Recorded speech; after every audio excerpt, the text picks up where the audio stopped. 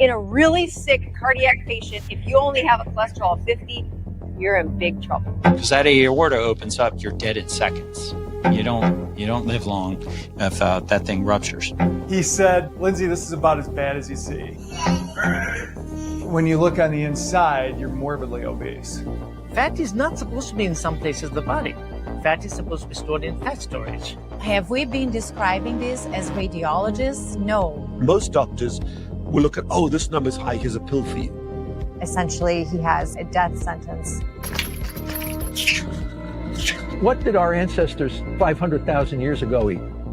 We have limited food availability, and it would be unnatural to not go in a state of ketosis. Now we have foods that are just rich with fructose, damages mitochondria. Know what you're actually putting in your body. Learn to count your macronutrients. When they explained to me where I had gone wrong, that's when I realized why I was so sick. You can reverse prediabetes and type 2 diabetes by putting somebody on a ketogenic diet. Every patient deserves the best shot possible. That incorporates the best diet possible, which we think is a ketogenic diet.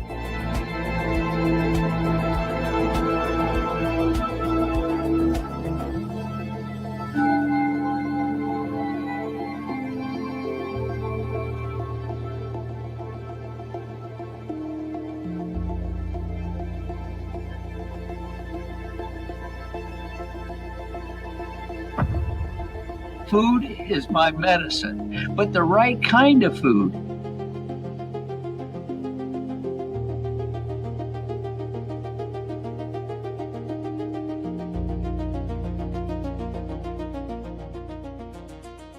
Yeah. Clap that. Meat of the matter. They ask how much I weigh. I say, how do I feel? Energy up, that's the real deal. Clear head morning, solid sleep night. Strong body moving like it's built right. Not chasing skinny, not chasing thin. Chasing strong bones under the skin. Eat for health, that's the best. Everything else falls into place. Hey, hey. Health first. Build it strong. When the base is right, you can't go wrong. Health first. Feel that beat, don't body. On your feet, health first. Set the tone, weight loss comes on its own. Health first. Clap your hands, feel right. Make a stand. Eat for focus, eat for drive. Eat so your whole system stays alive. Blood work clean, mindset clear. That's the reason we're here. When you stop chasing numbers down and start building solid ground. Help the goal, wait aside, get it right, let it ride. Well, health first. Every day, yeah. Be right. Fuel it right. Watch it sway. Health first. Feel that beat, strong body. On your feet, health first. Set the tone, red love comes on its own. Clap your hands, feel right. Take a man.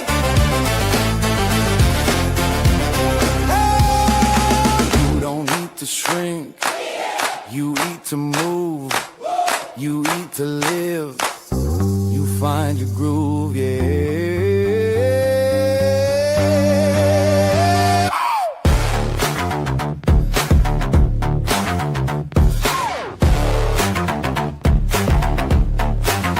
Get it, get it, get it.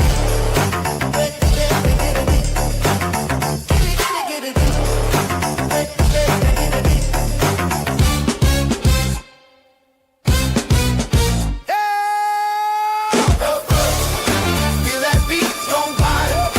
On your feet, set the tone when love comes on its own. Clap your hands, feel right. Take a man.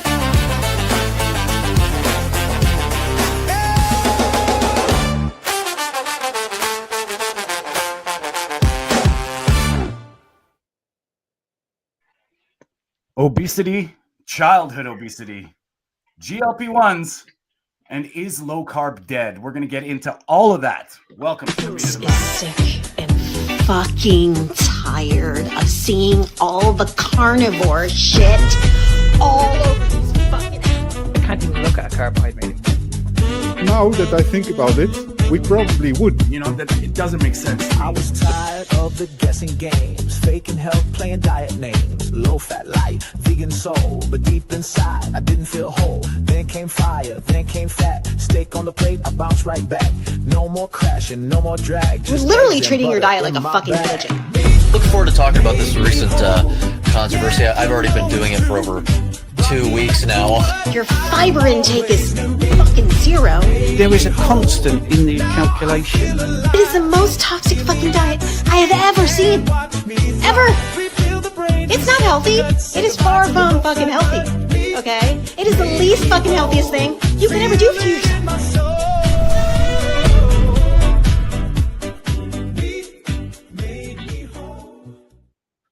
And we are live. We are Peterless today. Our thoughts and our prayers go out to Peter. He's all good. Everything's okay, but he's had some family things to deal with. So we are thinking of him, and we love you, buddy. And we can't wait to have you back. And you do your thing. And we're gonna continue on. We got today. We just want to thank Byron Funk for all the music. He's been busy. He's putting out albums now, and support him at Carnivore Beats. YT on YouTube and Carnivore Beats on TikTok. Thank you, Byron, for everything you do for us. We appreciate your music. Of course, the carnivore community worldwide, we are supporting them. We would encourage you to go and check them out on Instagram and YouTube. And the Village is a great chat room. We're all involved, but it's a great place to be if you're in the carnivore space or thinking about the carnivore way. Also, Mark, we had a busy week. We had Hunter-Gatherer Mindset, Jessica, and Angela, and we talked mold this Monday. We had a lot of different perspectives, a lot from the construction side of your house, which I'm dealing with at the moment. My living room looks like a Dexter kill room because they've got this stuff. They're replacing things. It's unbelievable. But mold affects us. We just did the last Monday. And of course, we had none other than Dr. Anna Rosa on, and we talked about the upcoming Keto is Key documentary and a lot of things about visceral fat. She was supposed to be coming on today, but we're going to have her on next Sunday. So if anybody has questions about a very, very prominent mind in this space, we're excited to have her. And also, Mark, you've been talking to the Keto is Key creators, to the directors, the producers. Mm-hmm. So yeah, they're coming on very soon. So we have Kyle and Carolina coming on, and we also have Sean O'Mara coming on very soon also. Awesome, man. So yeah, we're staying active, and that leads us into today because Mark sent, as we do, we talk. We sent a video about obesity, and I thought it was a good thing to talk about it because childhood obesity. I've put together some slides, some stats, and we're going to get into that today. And another side of this is, people are saying, not only people jumping ship from the carnivore thing, but actually people are starting to question low carb. They're saying, is low carb dead? And judging by this documentary and the very, very intelligent people in this space, I would argue that's a big no. And, like everything, there's context, but, people pushing carbohydrates, I don't understand it. It seems to be, in my mind, might even be planting and a setup for what we're going to deal with today with obesity, a big deal in the world. And childhood obesity specifically is going off the charts. And, lo and behold, they have the fix. We're going to get into that as well, the GLP-1 side of things. As you may know, Mark, I've been working on trying to get something in the works where there's support for the people who have, whether they've got into the GLP-1s, whatever reason you're on it and you've had to come off it and you don't understand what's going on, there's no support out there. So I'm working on that. It's in the pipelines, and we're going to have some good talks, some doctors, and just a community support for people that don't understand what the hell's going on with their bodies. Because if you don't understand it, it can be frightening. And, from all sides, do these injections have a place? Perhaps. But I think when you look at the business side of things, it gets really, really scary fast. So, Mark, you sent me this video and you wanted to talk about it. Now, maybe you can set it up. I think it's a guy in Ireland. Yeah, so basically this guy was on a very popular podcast in this country. It's called The Two Johnnies. and they spoke everything pretty much about weight loss and GLP-1s. And the guy that he was speaking to, the two hosts, one of the hosts mentioned that he struggled with his weight all his life, and he eventually went on one of these GLP-1 injections until someone mentioned to him, "Jesus, you've lost an awful lot of weight." And he didn't want to mention that he's on these injections. And then the doctor said, "Okay, why do you need to feel guilty about this? Because this is pretty much what everybody's doing, and you shouldn't feel guilty about this because obesity is genetic, it's a disease." And that's when I started losing it. I was like, okay, I would love to have this conversation with you, buddy. I really would, because we can talk about genetics and we can talk about disease, but we have to start talking about what people are putting into their bodies. We have to. We cannot keep on ignoring this, because this is where we're going at the moment. Everybody's doing the calories in versus calories out. It's not working, lads. It's not working. You know what I mean? And no matter what diet you're on, whether it's plant-based, Mediterranean, everybody has to be in a calorie deficit to lose weight. Yeah. So this is what we're talking about. That low-calorie diet that you keep on going back to, no matter what diet it is, it's never going to work long-term. And if the calorie diets did work, like I've said many times, why is half the population not taking these injections? Like, why? Well, I have some stats. I did use ChatGPT. I was like, well, let's, we got to use it for something. And I went through the World Health, and these statistics that we're going to pull up later are all from the World Health Organization mainframe. Comparative stuff. And what you just touched on, Mark, you're going to see the graphs. And I decided to do it from the year I was born in 75 up until now. And it's not good. And it's clearly one takeaway beforehand, a little foreshadowing, is it's not genetic. You'll see. So let's get into the video, and then we'll see where it goes here. Just give me a second to cue it up. Here we go. This week, I was a guest on the Two Johnnies podcast this week, discussing obesity medications, having a very genuine, hopefully balanced and practical discussion about what treatments are, what they're not, how they should be used, risks and benefits, and how we think about treating obesity. That, like, I've tried everything to lose weight, but I have a real thing about trying a weight loss jab.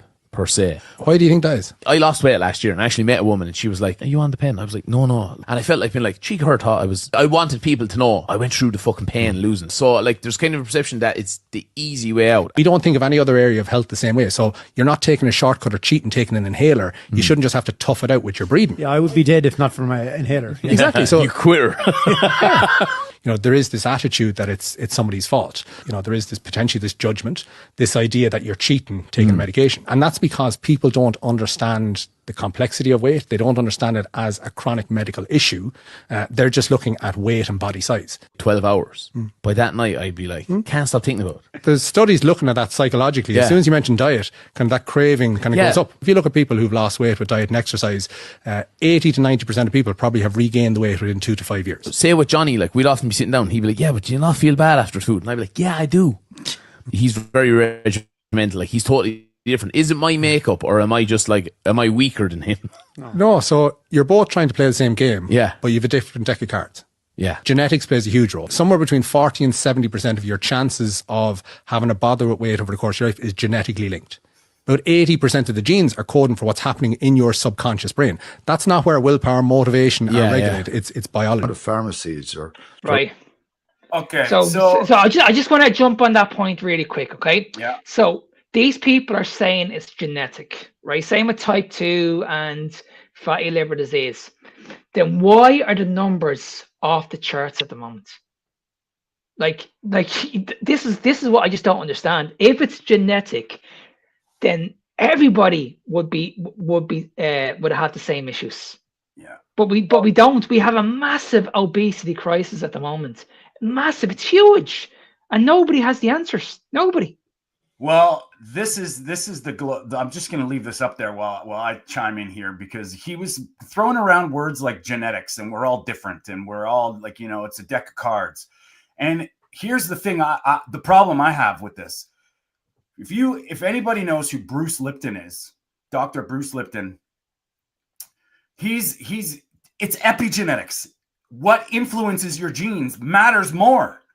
So if this is coming out where people are getting involved with the epigenetic side of things, including in the health and nutrition space, that sort of cancels out that whole genetic bullshit, because you may be genetically predispositioned to hold body fat more than than another person, but you're also able to influence those genes if you do the right things. Now, if you look at this graph from my birthday from 1975, this is a global obesity projection rates to 2026. We just de-evolved. We just got genetically either enhanced or depleted. What is going on? It's ridiculous. And you can just see from under, like, I don't know what that is, 2%. Now this is from the World Health Organization database. So whether you want to argue the statistics are bullshit or not, you just, even if this was 20% true, you see this, like, there's something going on. It is not genetic, because people don't just do that. You know what I mean? If you want to be on the evolutionary biology side, evolution or de-evolution, so we're all just getting genetically, like, what, our genes are just coming alive now. These obesity genes are waking up 2,000 years after, or 6,000, whatever it is, after the agrarian revolution, never mind where humans were starting to evolve. I mean, it's ridiculously frightening. And this does not explain genetics. You can't tell me that that's genetic. And that's globally. And when we look at the obesity problem, this is what we'll hear. I cannot stop eating. I just cannot stop eating. So we need to switch this from focusing on calories to focusing on food addiction, because that's the problem right there. It's got nothing to do with the calories. It's because you're addicted to certain foods. Your eating pattern is out of control. This is why you're able to eat non-stop throughout the whole day. The key to stopping this, the key to stop doing this is to focus on that hormone. And that's what we need to focus on, because this is what drives me crazy about the fitness space. Everybody's going on about insulin resistance. Insulin resistance is a symptom. So obesity is a symptom of insulin resistance, but it's not the main cause. The main cause, we can go into the Randall cycle, we can talk about sugar addiction, we can talk about all different things, but that's what we need to focus on here, right here. Most weight issues is down to inflammation. Yeah. Because when you put that weight on, it's water weight. It's not body fat. You're putting on a lot of water weight. So when people do end up losing the weight and they step on the scales, when they go low carbohydrate, they lose like loads of water weight within the first couple of weeks. This is why I hear it all the time. Jesus, Mark, I'm after losing 20 pounds in the scales. Yes, it's water weight. Yeah. It's water weight that you shouldn't be carrying in the first place. Well, also the dangerous thing that nobody talks about, which is starting to become, the Dr. Sean O'Mara and Dr. Anna Rosa, they're talking about the visceral fat factor, where that is the danger. That is, it doesn't matter about your ectopic fat, so to speak, but the visceral fat that you're gonna, when you eat a human diet, whatever what we can argue what that is, sure. I think a lot of carnivores in our chats and in our circles will know what their iteration of a human diet is, and it's pretty obvious because every single one of us that have been doing this for X amount of time has gotten certain things have happened. I was always the short fat kid, Mark. I was always the short fat kid. Why? At 50 years old, I'm just genetically blessed, and my genes just take they take a back seat, and I'm outwilling this. No, it can be explained. And when you're talking about this, the other side of this that people can't, you got to wrap your head around is it's moderation. Well, when if we're not doctors, we're not scientists, we say this over and over again, but if you start to understand the game they're playing, all these manufactured things that they're deeming healthy, seed oils, high fructose corn syrup is not that bad for you, blah, blah, blah. The chemicals that are in food, these people sit in a boardroom or in a lab and study what makes you want more. Now, if you want to say creating food noise, I could almost bet my life that 100 years ago, food noise didn't exist because there was nothing to make it happen. You know what I mean? We had certain people that were genetically predispositioned to hold body fat, but there was not this like absolutely bombarded chemical soup that you're dealing with. And that's the other side of thing. You tell a kid to have one bag of Doritos because you need to, we don't want to eat these all the time. You don't want to eat these all, but the reason they're made and sold are to consume more. You don't think that the big food companies know that? They absolutely do. So when you see this stuff, it's manufactured. It's not genetic. It can't be. And isn't it amazing when we talk about moderation? Any other addiction that's going on in the world at the moment, where it's alcohol, drugs, gambling, you would encourage this person to stop. You'd encourage them. But when it comes to food addiction, it's like, no, this is perfectly fine. Once it's in moderation, that key word there, moderation, it's all about balance. Life is all about balance. You'll be absolutely fine. But they have no idea. They have no idea what they're putting in their bodies because they've been told by the experts that all these ingredients that are at the back of these foods, you don't need to worry about that. Yeah. You don't need to worry about that. You just need to focus on what's the front. This is where we're going wrong. And I'm on the, I kind of feel like I see this with myself. The second I have a carbohydrate, I'm different. It's different. I can control it now because I know myself, but the next day I feel different. I'm hungry earlier. These subtle cues happen. So if that's the case, how come, and all you have to do is look, we say follow the money. We say trust the science. Well, I'll tell you what, if you look into what the science is trying to do from the cholesterol bullshit, they were making cholesterol the boogeyman. The sugar lobbies were funding this. It's fact. So when people don't realize that sugar is a drug, or if you don't think it's a drug, for some people it is probably, well, I would argue worse than heroin. Yeah. This is the physiological shit that goes on in your brain is going to be different. But their goal is to get you to consume as much as humanly possible whilst telling you that it's you and you should moderate this. But this is where the panic situation comes in, because when you take that food away from the body, the sugar, when you go on a diet, what happens? Your body goes into this panic state. You're stressing. You're like, oh my god, I can't do this for very, very long. This is where that addiction comes from. Like you're taking food out of the body. You're taking food out what you should be consuming. You're only doing this for a while, but this is why it never lasts long term. This is why when I always say to people, if you're telling me that carbohydrates are not addictive, go 5 days. Do it now. Yeah.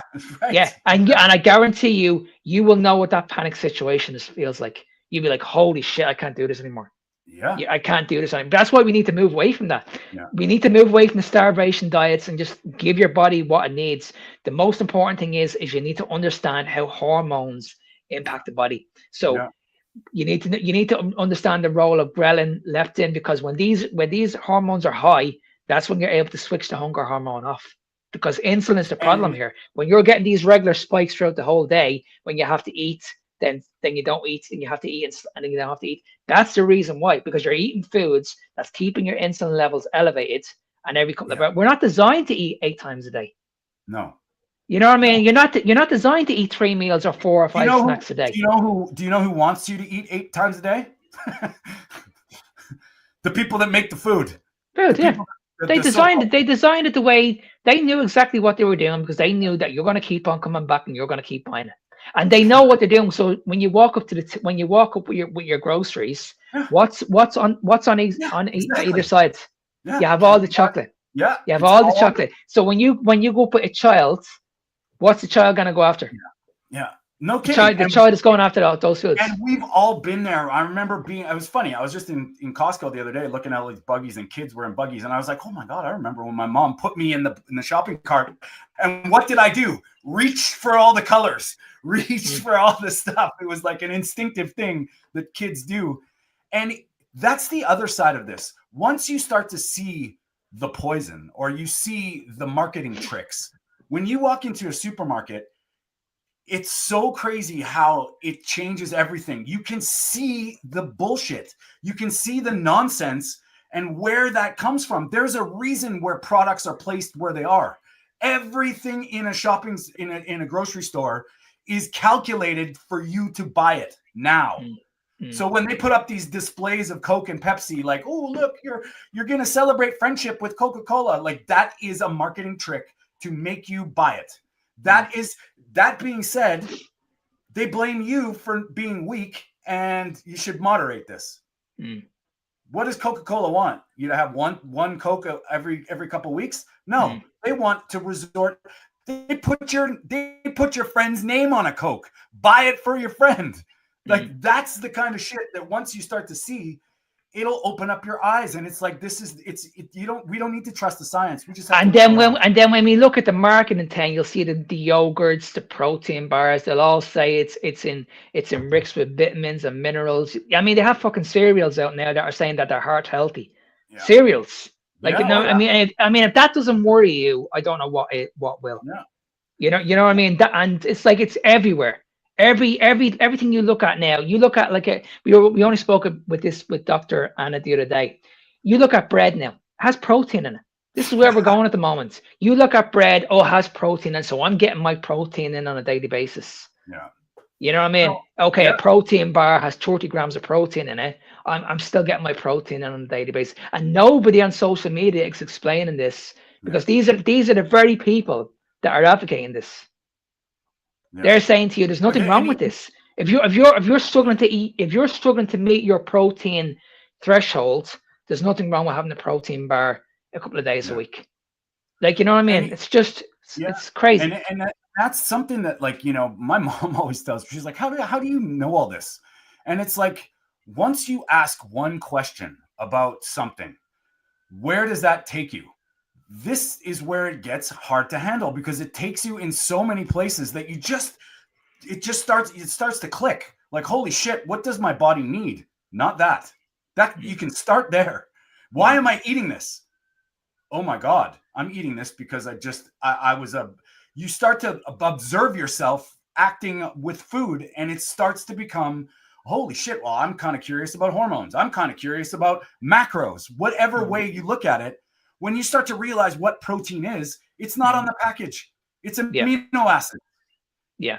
You need complete amino acids. Like, the whole reason I'm not a nutritionist was because they're telling you need complete protein, but don't eat the complete protein. That's pretty much my nutrition education, right? Exactly. And when you look at the diet, the one thing I always say to people is this: are you able to control that situation? You know what I mean? So if you're on a low calorie diet, are you telling me, hand on your heart, that every single week you're in full control of that situation? Or are you struggling? Are you struggling mentally and fit and emotionally to keep this going over a long period of time? They know fully well that they're struggling big time. They're struggling big time. And when they are struggling, what do these experts say? This is all in your head. Yeah. You need more discipline. Grow up. Grow up. And if you want to lose the weight, you need to put the fucking work in. Yeah. Like, willpower. You know what I mean? It's willpower. Yeah. It's all about will. So these people are shifting that blame onto you. They're saying, okay, the reason why you're not losing weight is because you're the one that's not putting the work in here. You're the one that's failing. You're the one that keeps on failing every single year. It's you that's the problem, not me. And then someone comes along and says, I'm going to try the carnivore diet, and they go, that's not good for you. I've had clients, doctors tell my clients that diet causes strokes right off the bat. Bam. You're feeling better. You're it's like, what? And then that's the thing. So that's what they sell. The only way out of this is medications or willpower. Yeah. And because you're genetically broken and it's bad luck. Good. Sorry. You got to diet harder. And all these people I'd love it to hear it in the chats. Your experience as well is like, when you feel this and you know that you found something that arguably could save people's lives. And then we get discredited because it's not sustainable long-term. Wait a second. I couldn't walk. Now I can. And it's bad for me. That's the message. But the shit that got me in the bed the first place is the stuff that I should be moderating. Exactly. This whole chicken and egg bullshit. And if you look at this slide, this is the adults. Like, this is a global projection.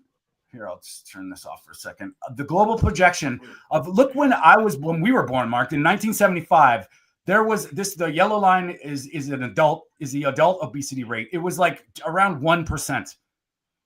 It's grown to almost 10% of the world is obese. Mm-hmm.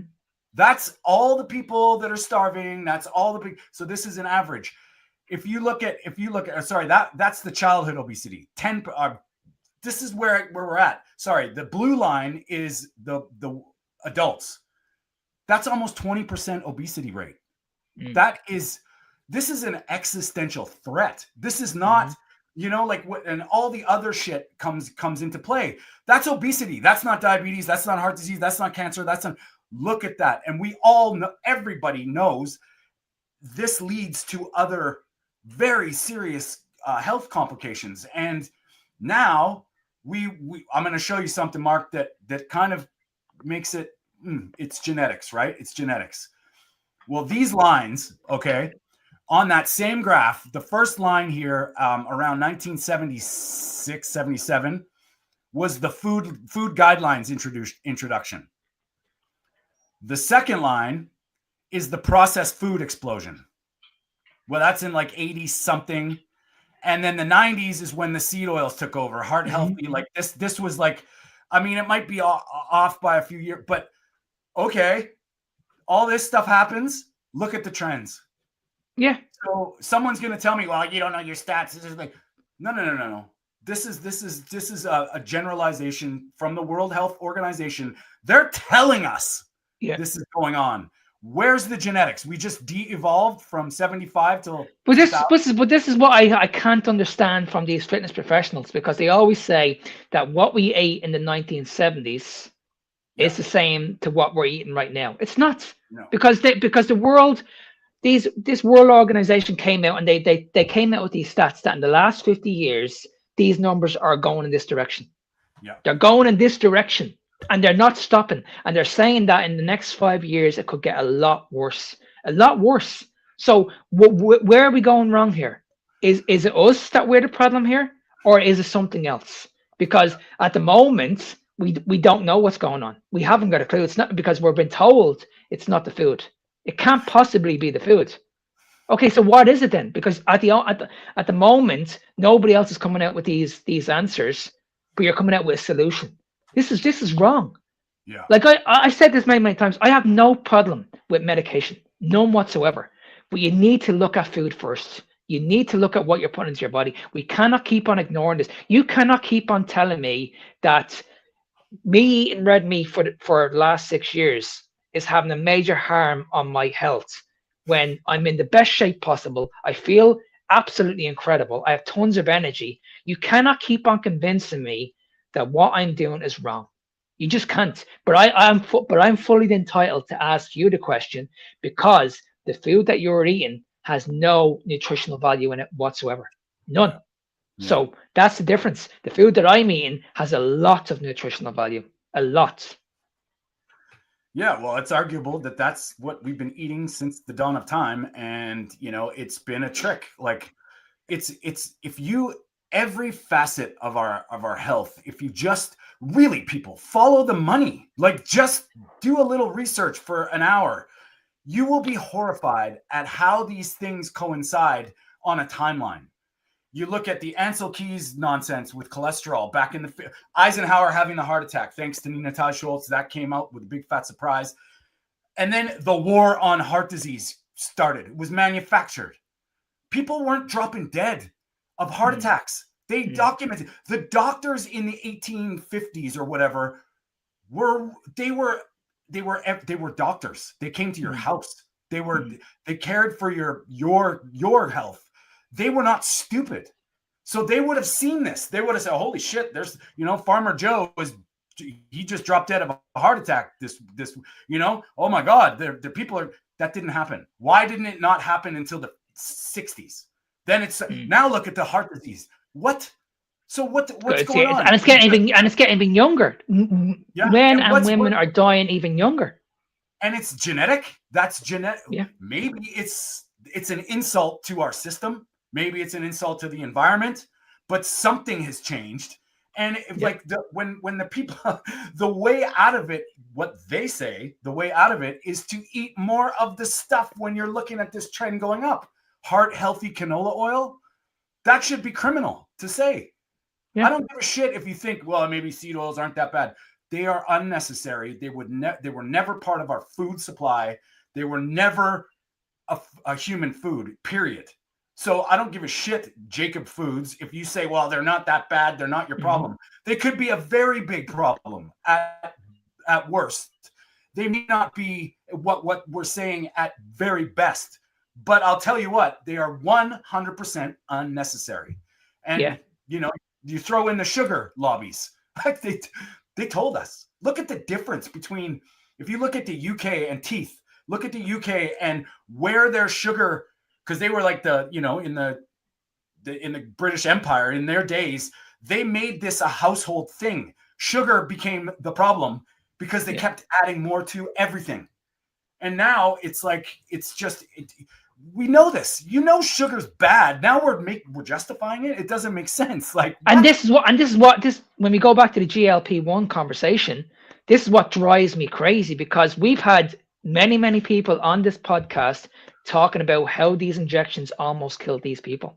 Yeah. And it's not just the people that we're speaking to. This is going on worldwide. I mean, these people are facing a $2 billion lawsuit at the moment. It's still in the works at the moment. And you said to me, I think it was last week, that in the next couple of years it's going to be worth over 180 billion or 180 trillion or something like that. I'm going to show. Yeah. And this next one that I want to look at. I'm going to turn that off for a second here. Hold on. So look at this obesity trend versus GLP-1 expansion. Okay. This is when they were introduced in just over 2000. We're about, in the 2020, they were approved for obesity. Projected approximately 6% of all adults in the fucking world are going to be on them by 2030. That's scary, 300 million global users and greater than 100 billion projected market size. Do you think this is a coincidence? Like we all come from a perspective of our own values and our own moral standpoint. These people do not care about you. These people are prepared to do anything. And I have deep down, I feel this was all planned. It shows that, we create the problem, you get a reaction, and we have the solution. So did they know back in the 70s that, one, sugar and grains were not human food, but we push it harder, people get sick. The obesity crisis comes up, we just bombard them with a bunch of processed garbage, make it easy. And now we have the way out. It's a perpetuating cycle that keeps going. 6% of the world on GLP-1? Who benefits from that? Honestly, it's scary when you think about it. It really is. It's frightening. It's absolutely frightening. And when we talk about what's going on in the world at the moment with people trying to lose weight, it's not just the average person. No. You look at the Oprah situation. I've said this before. She had many people looking after her. She's one of the richest people in the world. She's one of the most powerful women in the world. I'm pretty sure she could have got any dietitian all over the world to help her. How come these dietitians couldn't help her? When you look at Serena Williams, and another one, an unbelievable, amazing tennis star, she struggled with her eating habits all her life. Again, I'm pretty sure she had all the best dietitians looking after her. Why couldn't these people not get it right? Because they were all focusing on the same issue. Yeah. Just being a calorie deficit. They weren't focusing on the addiction part of the food. That's the problem right there. And that's the other side of this too, where people don't realize, like, there's a reason why they started putting caloric value on the menus, on your foodstuffs. Why? It gives you an excuse to just moderate. It's okay. It's low cal. Eat more of it. It's better for you. Low calorie does not mean better for you. It never has. It never will. I don't give a shit if you believe in the calories in, calories out model. That has never. It's so ridiculous that this is where we're at with this nonsense. And when someone says calories, you know, we don't eat calories. You do not. You do not eat calories. No. You use it as a measurement of energy, but it's not even protein is, you know, you can energy weighs nothing on a scale. That's a fact. Yeah. When you step on a scale, what are you measuring? Are you measuring energy or are you measuring mass? You're measuring mass. Yeah. That's what your body's made out of. Yeah. Your body has no idea how much energy you carry. It hasn't got a clue. That's the reason why this calorie model is a fraud. Because when we look at the calorie model, the only thing that's frustrating about the calorie model at the beginning is that it does work.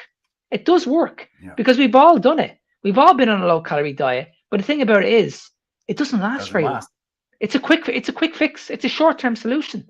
So you can't argue against the narrative and say, well, oh, a calorie deficit doesn't work. We're fully aware a calorie deficit works, but can you do it? Can you do it over a 6-year period? Not a chance. Not a chance. And how many people do this? How many people say, well, I'm going on holiday. I'm going to go on a diet. And then when I get on holidays, I'm just going to unload. I'm just going to like unleash and let live. Then what happens? You come back, you put on holiday weight, and it's like, well, back to the plan. Oh, don't worry, I'll just diet again. How willpower is finite, man. You're not going to outwill yourself forever. It's you know, certain people obviously are blessed with this, you know, David Goggins willpower, but not everybody on a scale is not like that. They're not. It's just the game is rigged. And when you got Oprah and Serena Williams, I'll just, you know, it's like this is all I do. You know, it's great. Does everybody have that ability to have chefs cook for you, like put you on a menu diet plan, and then just laugh about your Ozempic, how it's so awesome, even when they're coming off? Whoa, when I came off, I gained weight, and do you see that's dangerous? Like what the dangers are about this? And it's unbelievable to me how, you know, people that just try and speak logic get ridiculed. And it's like, you know, I've heard, like, I'm doing a video on an article by the Guardian, and then it's the same thing. They're telling you that, yeah, of course, when you come off Ozempic, you're going to gain weight back. That's why you shouldn't come off it. Basically, that's the article. Like, once again, lifestyle medications. Are you serious? If you just listen to what those words mean, this is where we're at. And it's like, man, it's a perpetuating cycle. And you said something interesting, Tony. It's when you come off the injections, you gain the weight. So there's no cut-off point. Yeah. So even if you are using these injections as a short-term solution, it's like, okay, what do I do next? Yeah. Am I going? You're telling me that this is genetic, this is disease. You're telling me that I have to be on these for the rest of my life. That's the problem I have. Yeah. You know what I mean? That's the problem I have. So personally, for me, this is just for me. If someone came to me that's obese, I wouldn't even be thinking about the GLP-1 injections. I'd be like, okay, tell me about your lifestyle. Tell me about your food. We're going down this route first of all. And if this doesn't work, I'll take full responsibility for it. And I'll say, okay, I was wrong. Maybe we might need to do some microdosing here. But I'm taking full control of that situation. Yeah. I'm taking full control of that because I know I can deal with this, because I know how the human body works. I know how we drop body fat. I'm talking about body fat. Exactly. We're not losing weight. We're not losing weight here. We know we can lose weight on any other diet. How can we tap into body fat? Yeah. And that's the difference. And calories don't do that. Yeah, and you touched on a couple things there too with we talk about weight like weight. We've said this before, weight loss is healthy. That's not true. Weight loss, you do not want to be losing your muscle and bone density. You do not, especially as we get older. And that's the thing where, you know, this sort of thing happens in a doctor's office where, okay, you're obese, you need to lose weight because it's going to kill you. We have a drug that will help you lose that weight. And if you don't do that, you know, you're gonna suffer. Fear. Now, if you don't do the weight loss, you've already implanted the fear about the obesity. You've done everything. You've tried everything. Now we're going to do this because we have to worry about your obesity. Then if you go off this drug, you're going to get obese again. So now it's a double fear backlash where these people are like, they're not educated. They don't understand. I'm not talking about the doctors. I'm talking about the patients where what does this thing do to you? Why is this working so well? Don't you think of that? Why? And I'm just going to add one more point as well. When you go on these injections, they affect the gut big time, because that's what they do. They shut off the hunger hormone. So you're putting all this crap into your stomach, and that's what shuts off the hunger. So you're not actually doing this the right way. You're actually filling your intestines up with a lot of crap.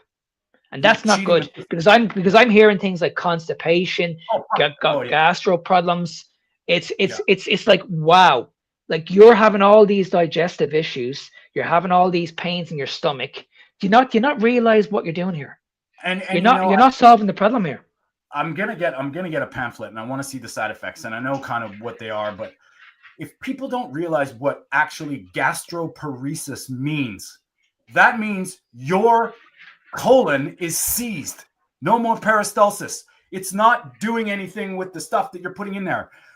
Do you think that's a good side effect? Because if that happens, what do you think happens? But this is and do you think it happens right away? Some people, they might even be fortunate, because if it happens right away, they're going to be getting help in another avenue.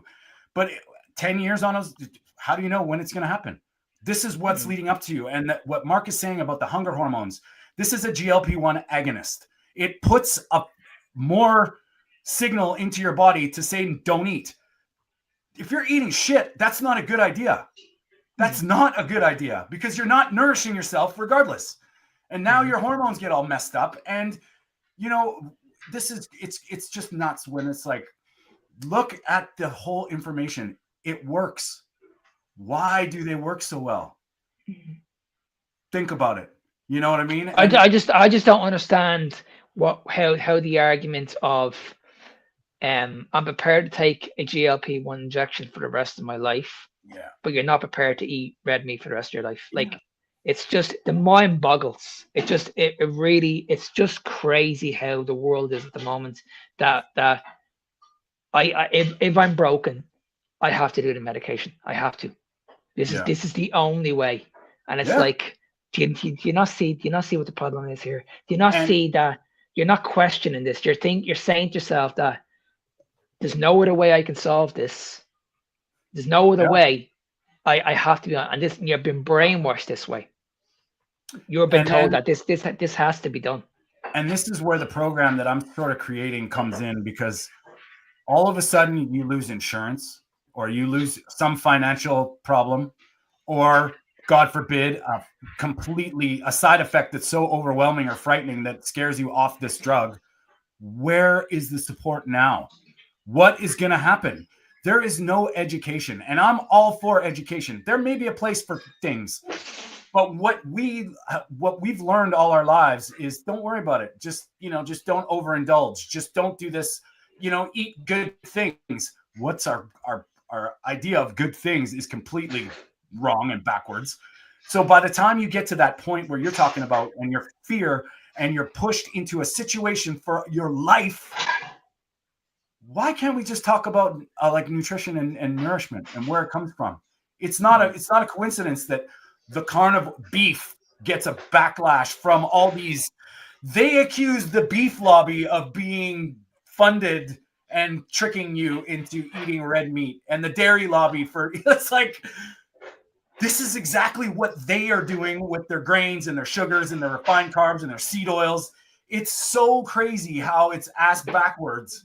When, the food pyramid, we talked about that a couple of weeks ago, when they flip that upside down and go, oh my God, red meat's at the top, they're accusing the meat lobby, the ranchers of collective, look at the food companies, look at the money behind them. And you can see, and this is all part of it.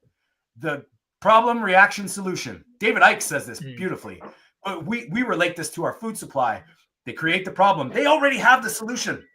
Don't worry. When we get freaked out because of heart disease, we got drugs. We got, like, there is no knowledge, no education, no forewarning. Like, if you had a serious course where, you know, you're thinking about a GLP-1, this is a mandatory course to understand what's going to happen to your body and what's going to happen to you. There's none of that. That's a doctor's visit. Or now we've seen this in the malls. You walk in, oh, Wegovy, just go to this website and you'll get it for a discount. What? Like, there, you know, like what? We talk about informed consent, but there may be consent. There ain't no information. And it's just leading us to this. It's crazy, man. And it's not stopping anytime soon, which is frightening to me. And I mean, I don't know what you think. Like all. No, and I totally agree with you, Tony. I'm just as this subject. Every time this subject comes up, I'm just as passionate as you are on this. I just don't get it.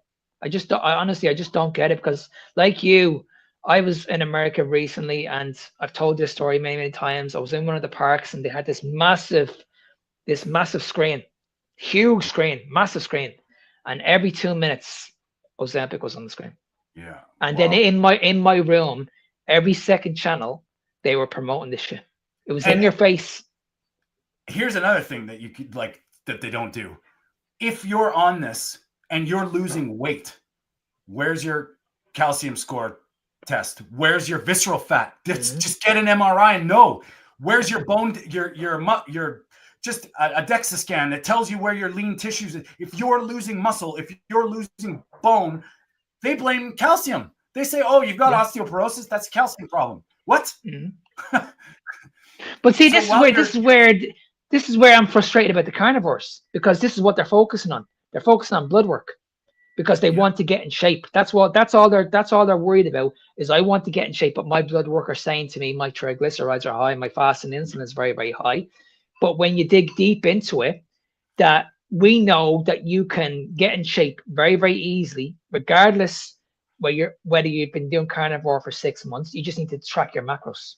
You need to look at your macros and say, okay, well, maybe I need to make a few changes here. It's not a matter, okay, if I want to lower my blood sugar, to add in more fucking sugar into the diet. Like, make it make sense. Yeah. Make it make sense. I want to lower my blood sugar, so I've got to add in more sugar. Yeah.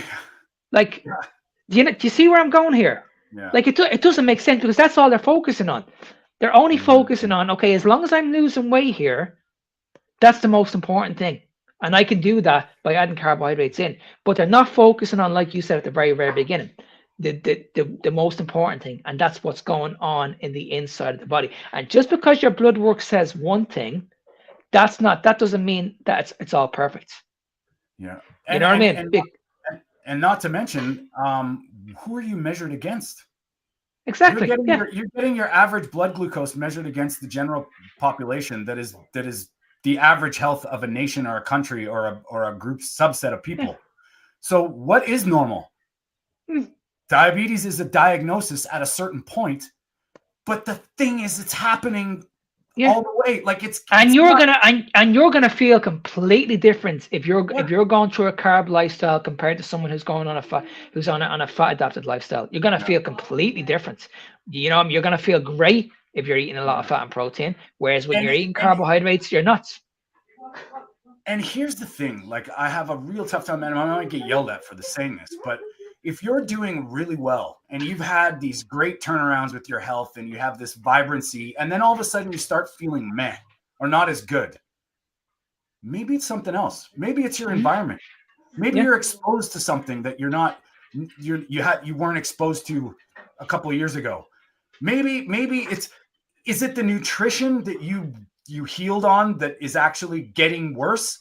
So you have this miraculous health turnaround, and now you're blaming that it's not sustainable long term because you're the same person you were 5 years. I'm a different person than I was 6 years ago, and I know it's not the food I'm eating if I feel like shit. There's something going on, and so quick to judge. We are getting riddled with like electromagnetic radiation, EMFs, fucking screen toxicities. We don't have any, like, I mean, and I don't know if you know who Jack Cruz is. He's a bit of a dick. He's a bit of, but he's all about decentralized medicine, and he believes food is a driver, but it's your light hygiene. Like this light toxicity that we're all getting. Look at the headlights. I don't know. Maybe someone in the chat wants to light up about this. No pun intended. Anyway, the headlights on cars now, the new cars. If you're driving down the road, look at the difference in the headlights, where the new headlights are shining so bright, and you get an old car and it's like a yellower, dimmer. That's crazy. That's doing things to your optic nerves. And I only learned this during the week when you guys had this conversation. The mold conversation. This opened my eyes as well. I was like, holy shit. Yeah. Like, you know what I mean? This is insane. Yeah. This is and if anybody hasn't heard it, you need to go back and listen to this, because it's not just like what Tony said, the foods, the training, it's our environment. It's everywhere. You know what I mean? It's literally around us. God forbid, look at your water. Where are you drinking? How are you drinking your water? Like, this is, like, you know, what I've found, like, over my time doing this stuff and helping people, and you need to look at everything. And I mean, the food is just like, in my opinion, it's something that you can moderately control to the best of your ability. The other stuff you can't. And, you know, when we look at the functions of vitamins and minerals and these, they have no idea, man. Like, B vitamins are so vitally important to a lot of cellular functions in your blood and your energy. If you're not they don't know what the upper limit is. And if you look at just B1, everything depletes you of B1, and it's water soluble. You're constantly, you may need to eat more, God forbid. It's crazy, and then when we look at what's going on with the elderly, they're losing their memory as they get older. And what are they lacking in? They're lacking in B12. And you look at what happens to a vegan. If a vegan hasn't got B12 in their diet, they're going to struggle mentally, big time. Big time. You know what, Mark? The way you say that too is, like, people don't realize B12 gets synthesized in your jejunum or whatever, in your small intestine. Yeah. If your gut's broken, that could be a problem. So, you know, people just think supplement. But in my opinion, it's nature.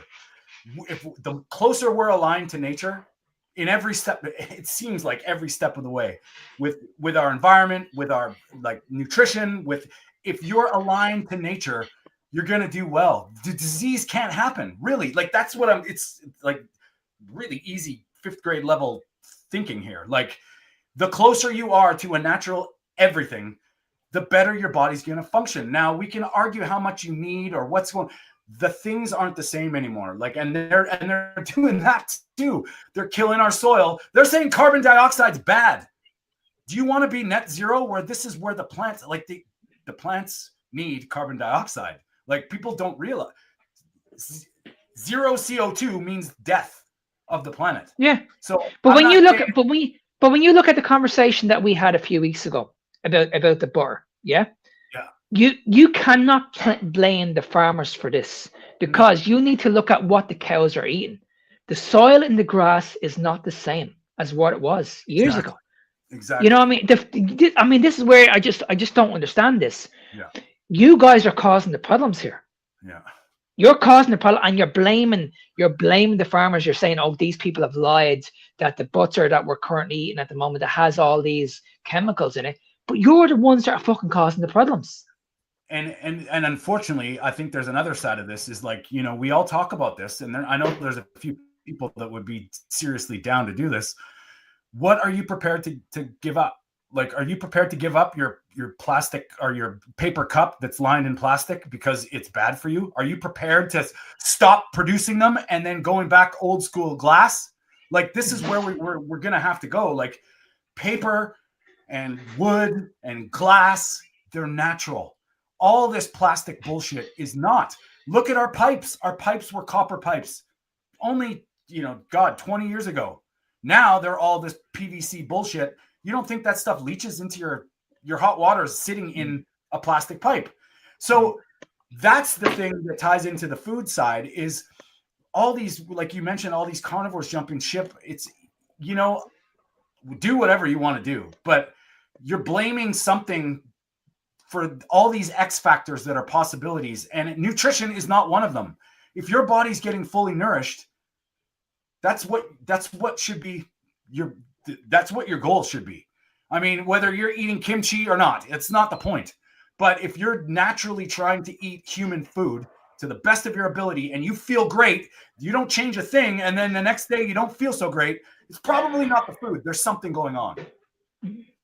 And then everybody chases their tails or blames. Like, it's just, I like to look at, I don't know about you, buddy. I like to look at what's necessary. Like, focus on what's necessary and then expand out a little bit. What you tolerate, what you feel good on will be different. But blaming genetics for obesity, going on weight loss injections when you're not dealing with the real problem to begin with is madness to me. And why would you go through pain in life just to look a certain way? Like, just really think about that for a second. Why would you put yourself through all of this when you know there's something not right? Whether you're walking around and your gut health is not the best, or these injections are having massive side effects. Like, just think about that for a second. Why would you put yourself through that just to look good? Like, why? Well, I'll tell you what, man. I think they prey on our vanity. I think they prey on all of our any social weakness that we might have or might be exposed to. They prey on it. And if you don't understand that they do that, you better figure it out, because every single thing that you're emotionally charged about is designed to get you emotionally charged, to react, to buy something, to buy into something. And it's funny how all the people that are promoting an ancestral way or a human way are excommunicated from the mainstream, I believe, because it works. And isn't it amazing that a couple of weeks ago these injections were very, very expensive, and because we're living in a financial situation at the moment, everybody's struggling. They were like, okay, how do we solve this problem? Oh, I know what we'll do. We'll bring the price down and we'll bring out some pills. Yeah. You know what I mean? Yeah. So, and this is what they have to say at the moment, as I only checked it today, that you can get this in pill form for as little as 20 euros. Okay. So here we go. This is a good point, because now, you know what I mean?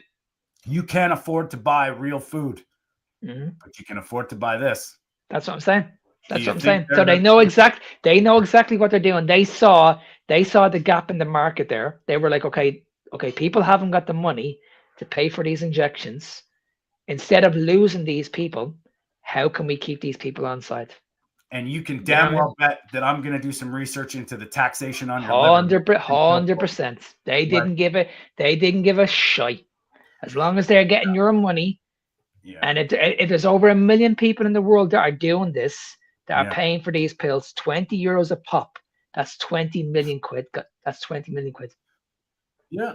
And you know what? It's crazy. Crazy. And I'm not knocking free market capitalism. I'm not knocking anything that's like that. I think everybody has the right to do whatever, but I believe in information as well and transparency. These are not transparent. They do not. You cannot test time. I'm sorry, but every single study that's ever done is not still going. That should tell you something. So even if this, I don't know what big pharma standards are with the FDA and the whatever, but I think it's like 2 weeks to what? 2 years. Do they study these things? Look at this slide. When GLP-1's got introduced in 2005, now we're at 2026. Do you think there's a study been going on for 26 years? Well, there actually has been. It's the society study that's proving that it can be fatal, but that there's no study. So trust what science? Exactly. And I only said this to you the other day, Tony. I had this conversation with someone, this moron on social media, and he was telling me that we should trust in these injections because they've been 10 years in operation. 10 years in operation. I mean, it's just, it's crazy.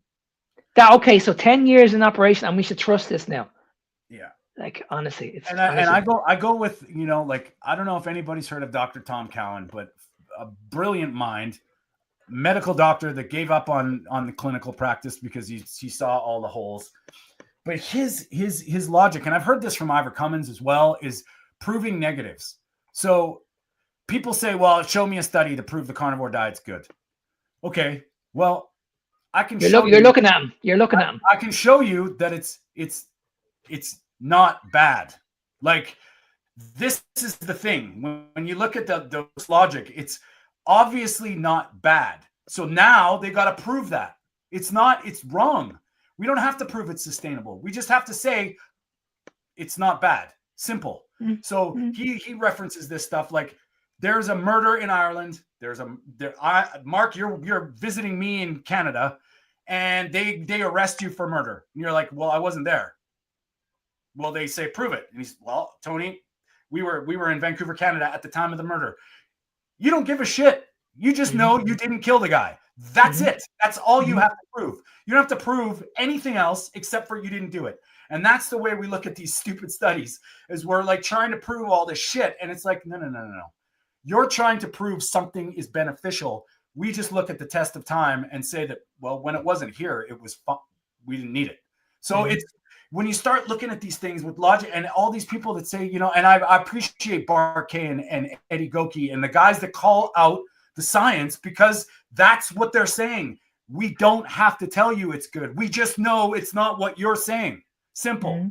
There's no saturated fat damages or causes heart disease. It doesn't exist. They're trying to prove it does.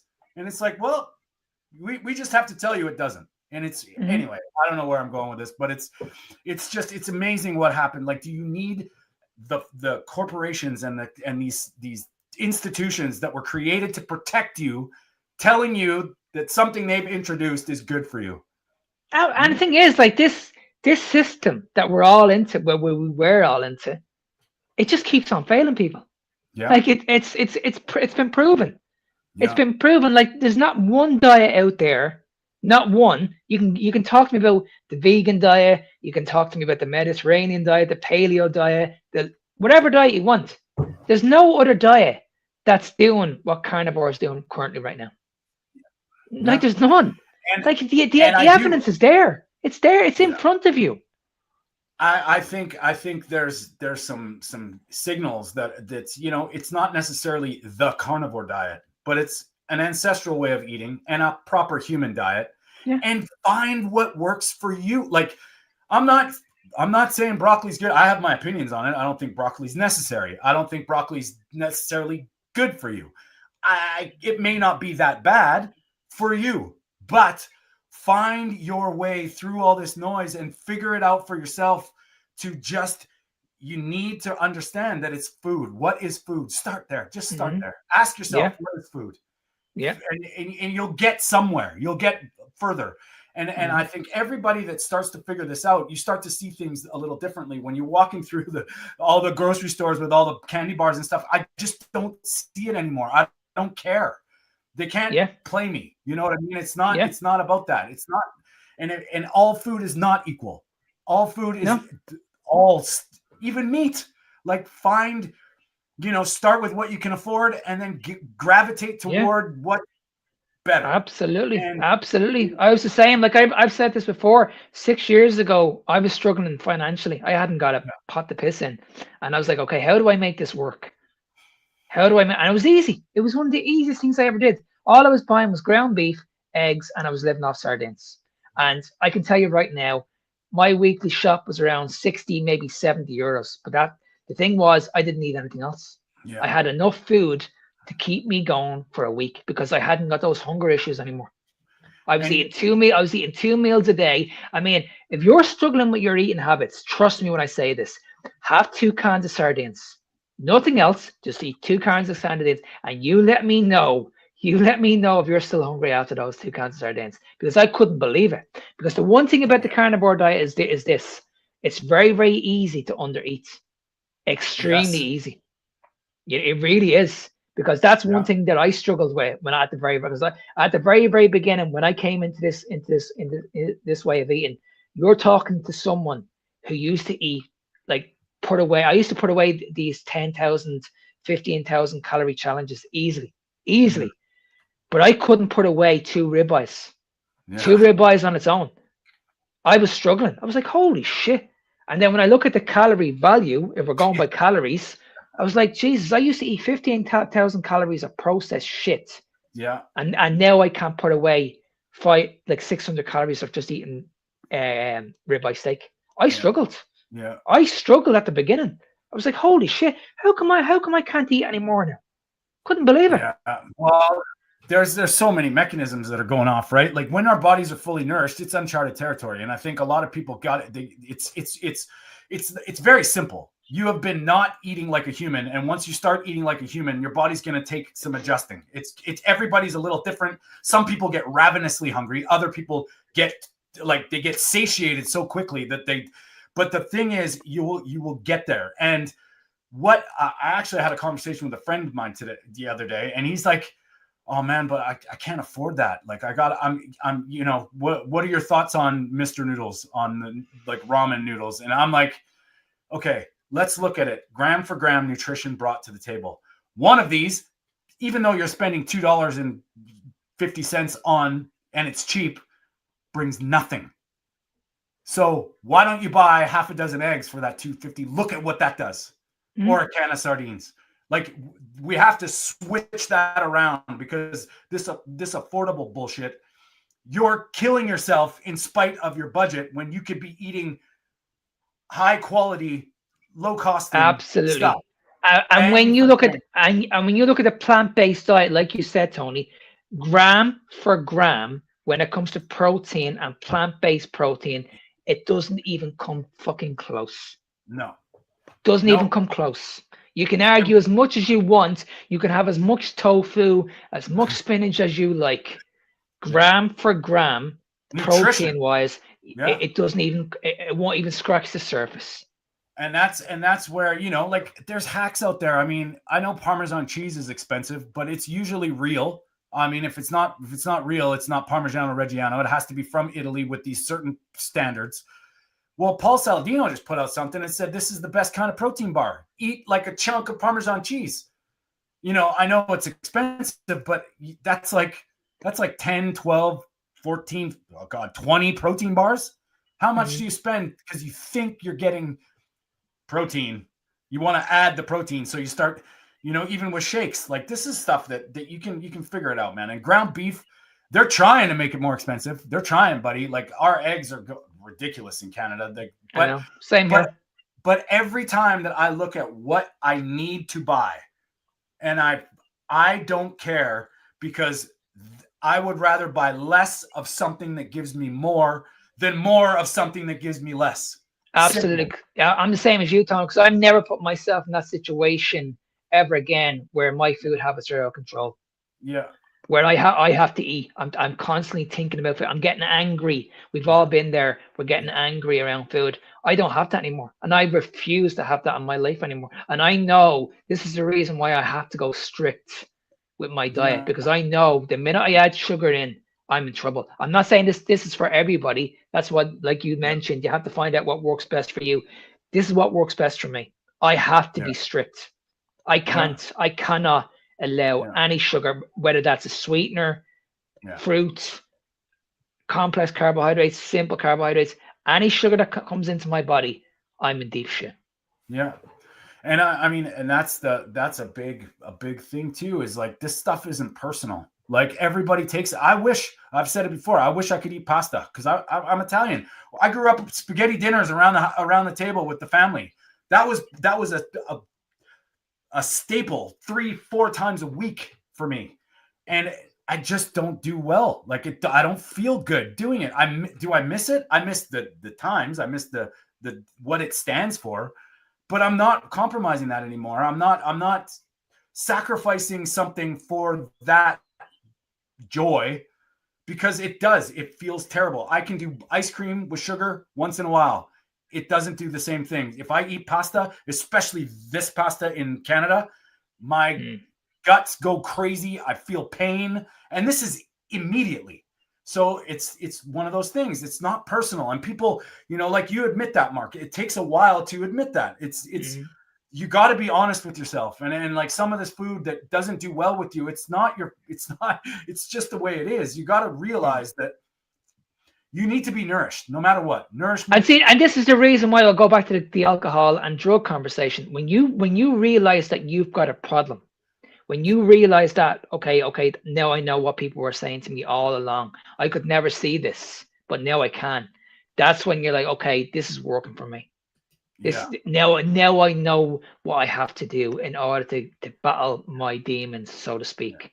You have to see it for you have to see it for yourself. That's why you have to open your eyes and do it at a slow pace so you can actually learn about yourself.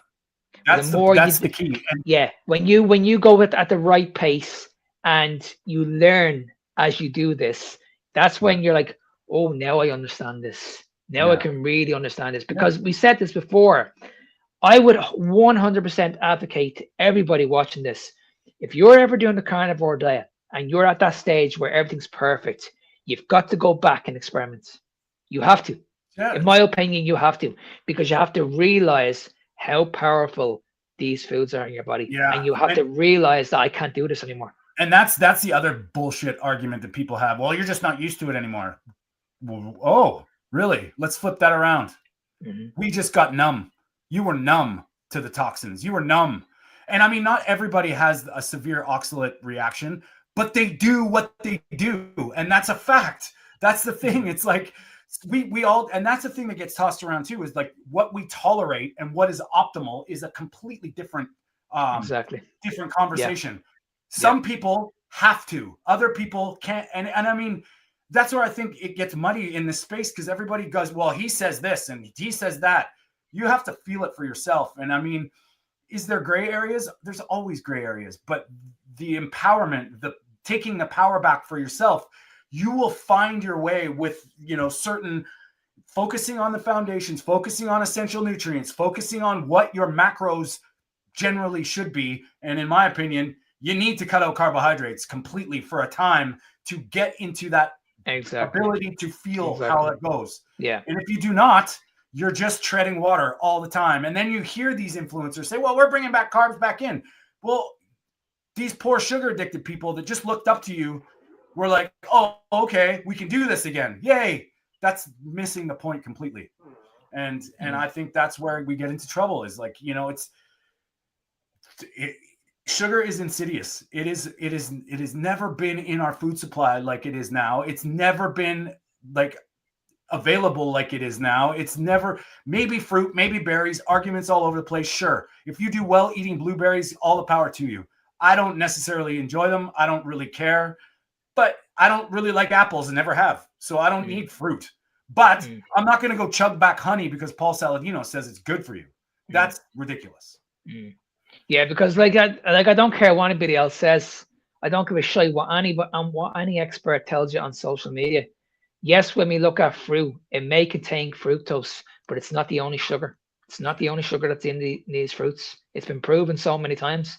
And you have glucose in there, you have sucrose in there, and if you do a little bit of research into how sucrose is made, you will understand exactly what we're talking about. And I've said this before also.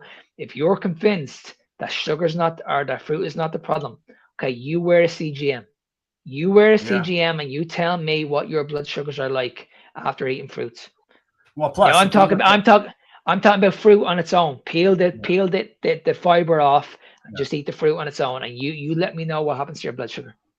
Well, I mean, and that's the thing too. Like when I was talking about earlier about getting back into alignment with nature, like just think about what would have been around. Yeah. Like I live in Vancouver, Canada. I would have had fruit maybe 2 months of the year tops. And go to an apple tree and eat 15 apples. Not going to happen. It's not going to happen. It's just these off mechanisms happen and seasonal. If you're in the equator and like, whoa, my Lord, there's mangoes everywhere. I probably would be eating mangoes a little bit more often than I do now. But I'm sorry, but I don't agree with strawberries from Mexico and California in the wintertime where I'm at, and just because I need strawberries. That to me doesn't make sense. Yeah. So. And at the end of the day, we're not bleeding stupid. When we look back at our ancestors' days, we're well aware that these people would have had fruits. We're well aware that these people would have went long days fasting. We're well aware that these people ate animal-based proteins, or they probably would have had to rely on maybe a few plants here and there. But you need to understand that the difference is very, very simple. The foods back then are nowhere near the foods we're eating right now. And how we're convincing people that they are is crazy. Look back at what a piece of fruit used to look like over 200 years ago. Just look at it. next time you're on your phone, just Google in what did a piece of fruit look like 200 years ago, and you let me know if you have the same appeal, because I guarantee you won't. Look at a carrot. Okay, look at the way carrots were made years ago. You used to find carrots in the ground. When's the last time you seen a dirty carrot? You saw the roots out of a carrot.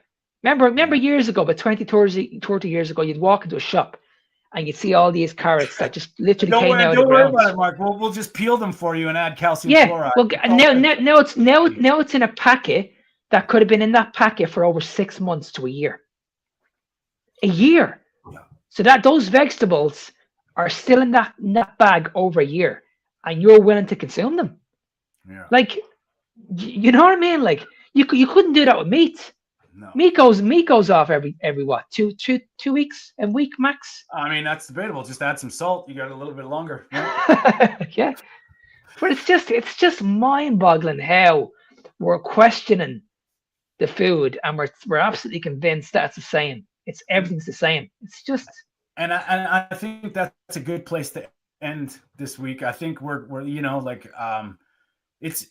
I would say the message is you need to understand the game, and in whatever way, shape, or form you get there, you need to figure it out, because all things are not the same. And our modern day has manipulated you. They've lied to you. It's true. I mean, where I came to this awakening, I couldn't believe how we were so wrong about nutrition, because once you start to see it, you can't not see it. It's just, from the agrarian revolution to the Dust Bowl, to the goiter belt, to the rickets, pellagra, they made people fortify things. And if you look at it's a business, and they know what's going on, and all these things that get brought up, don't worry about it. We've got the solution. Tell you what, you just eat this fortified enriched flour, because you won't get pellagra. We'll fortify it with niacin. So don't worry about it. This is that's the way that they do things. So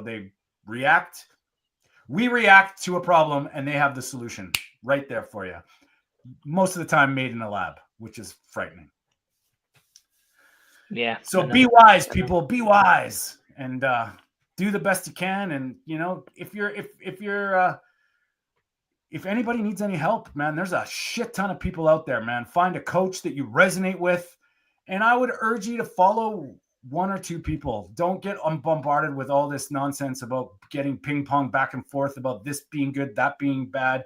Whatever you resonate with, there's information out there. And what I found, especially with our community and the people that are even in the chats, they're very approachable, very, very knowledgeable. And, help is there. And I think this awareness, this movement is growing, because the people that get it. And the people that are coming on board, they're going to start to too. But it's going to get worse before it gets better, according to $184 billion GLP-1 industry, right? So great one today, buddy. Thanks for hanging out. Peter, we love you. We miss you. And I know you'll be back soon, but our thoughts are with you. And we'll hold the fort while you're gone, buddy. No worries. Mark, any final thoughts or last anything? And how do people find you? No, I would just basically say the same thing what Tony said. If you are struggling with your weight, just please understand this. There is hope. There really is. Don't go down this route. Do more research. This can be achieved. I promise you, this can be achieved without going down this route. You just need to go out there and just listen to people. And all we're saying is that just give it a go. I mean, what have you got to lose? Give it at least 12 weeks. And at the end of the day, if you're getting the results that you've always wanted, you feel good doing it at the same time, you've got so much better energy, your relationship around food is a lot better, well then, what's the problem? What is the problem? This will literally change your life. I know it sounds crazy. Believe me, I'm sure Tony will say the same. Eating meat on its own, it sounds crazy. It really does. I couldn't get my head around this myself years ago. For me personally, the last thing that came out of my diet was vegetables. I was convinced. I was absolutely convinced I can't let these go. Same with fruits. But I couldn't believe the power this diet had all over me. And I've said this many, many times. I'm doing this 6 years. I'm not struggling with my weight. I'm walking around with a 6-pack. I'm eating a lot of food. I'm gonna have to talk about a reverse diet in our next conversation, but I'm eating a lot of food and I feel and look incredible. I have so much energy. And I would rather do this for the rest of my life instead of relying on medication. And that's what I'm saying to you guys is this. You've got two choices. Two choices. If you are at that situation in your life where, what do I do? Do I go down this route or do I listen to Mark? What have you got to lose? Just listen to me, try it, and let's see what happens. And if you guys want to know more about me, I'm on social media. My handle is called Fitness Beyond Time 01. I'm on TikTok, I'm on Instagram. And if you want to reach out to me, okay, if you want to have a talk with me, no problem whatsoever, just send me an email. My email is nsmark93@gmail.com. Well said, brother. And also you can find Mark and Victoria Olsen on their podcast, Carnivore Evolution. Please check them out. And if you have a story, reach out to them and find out. And they're always keen to have these healing stories. And that's a message for everybody, is like, if you or somebody you know needs to hear these kinds of information, I mean, it's not just about us. It's about, hearing from the horse's mouth. These people have done amazing, miraculous turnarounds with their health. And like Mark was saying, there's going to be a point in your life where, you may have to be desperate. And if you get ahead of this, the older you get, the more important this is. And that ties us into our next week with Dr. Anna Rosa. Know your visceral fat, everybody. This is if not the most important marker of your metabolic health. If your visceral fat is low, you're probably going to be a lot better off. If your visceral fat is high, you could be in some serious trouble. And visceral fat is around your heart, your liver, your kidney. Like, this is your danger fat. That actually goes away first because your body's not stupid. So all those people that are on plateaus, but you're feeling good, if you look into this visceral fat, we're going to get into a deeper dive next week, but it's something to think about for sure. I am going to be putting together some help for people coming off GLP-1's. This is in the works. I've been saying this for a few weeks, but I think there needs to be support. I'm going to have the guys helping me. A few doctors have stepped up, and then we're going to talk. We're going to start creating a community for help, to help people bring the awareness, know what their body's actually doing when they've damaged it, so that there's some hope and there's ways to come together and help people that have been tragically manipulated into this stuff where they didn't really think about it. So, and you can find me at all social media platforms at Tony_Food for Thought, or reach out to me at TonyStewart.coaching.com. We will have the Keto is Key creators soon. Mark's lining it up. We're just trying to find a time to do it. That's coming down the pipes. Who do we got this week, Mark? We've got a conversation.